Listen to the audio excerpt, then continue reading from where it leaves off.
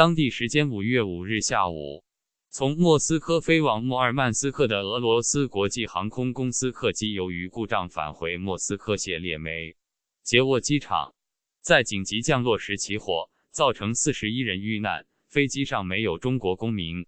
据俄罗斯卫星社报道，起火客机机长丹尼斯·叶夫多基莫夫在接受采访时表示，飞机着陆前被闪电击中。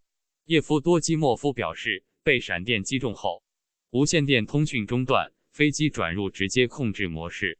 之后，无线电通讯部分恢复，调度员向机组人员提供了帮助，设定航向，让飞机进入跑道。叶夫多基莫夫还证实，飞机是在降落后起火，而不是之前报道的在飞行中。我们的飞机是在着陆后起火的，在空中没有燃烧。闪电造成无线电通讯中断，飞机转入直接控制模式。叶夫多基莫夫说，我说不好，为何会撞到地面？当时速度足够，按照流程靠近跑道。起火发生在着陆之后，当时油箱是满的。本期节目到此结束了，如果想获取更多内容请订阅，谢谢。